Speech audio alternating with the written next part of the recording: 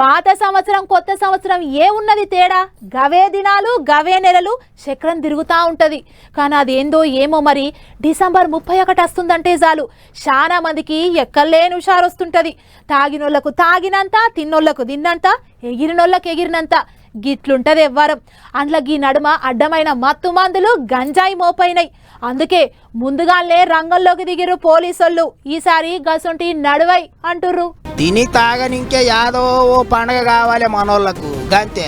దినం నడుస్తుంటది, దినం పొట్టు పొట్టు తాగి ఊతుంటారు. గాని డిసెంబర్ 31 వచ్చిందంటే మళ్ళీ ఏదో కొత్తగా అప్పుడే సురువు చేసినట్టు ఏడాది మొత్తానికి ఆయాలు ఒక్కనాడే తాగేటట్టు చేస్తుంటారు. న్యూ ఇయర్ లొల్లి చిన్నగా ఉండదు. సరేగా ఆపకారు వల్ల మందు తాగితే తాగిరి, తింటే తిండ్రేమో గాని నడమ మత్తు మందులు గంజాయి కొట్టుడు గట్టిగా అయింది ఈ నడమ.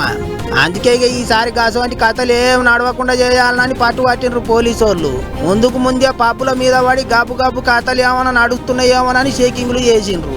ఇప్పటికే సీఎం రేవంత్ సారు తాపకోసారి డ్రగ్స్ గంజాయి అసొంటి అస్సలు నడవనీయమని చెప్తూనే ఉన్నాడు.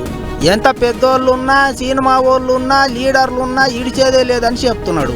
అందుకే కావచ్చు పోలీసు వాళ్ళు గట్టిగా నజరేసిండ్రు.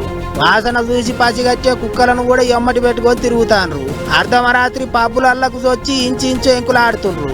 కొత్త ఏడాది సంబరాలు ఒడిసేదాకా జోరుగా నడుస్తాయట షేకింగులు. జూబ్లీ హిల్స్, బంజారా హిల్స్ ఏరియాలలోనే 50 పబ్బుల దాకా ఉన్నాయట. అన్ని పబ్బుల మీద ఓ కన్నేసి పెట్టినరాట పోలీసోళ్ళు. జిహెచ్ఎంసీ అంతటా 30 నుంచి 40 స్పెషల్ టీములు పెట్టినరాట. ఎక్కడన్నా వాసన గుప్పు మన్నదంటే ఇక వాళ్ళ కేలు కథమైనట్టే. అట్లిట్లా కాదు, ఈసారి మత్తు మందులు అమ్మినోళ్ళు పీల్చినోళ్ళ మీద కేసులు గట్టిగానే పెడతారట. అందుకే లేనిపోని కంపెనీ ఎతికి చుట్టుకోకుర్రి. కొత్త ఏడాదికి ముందు కొత్త కష్టాలు కొని తెచ్చుకోకుర్రి.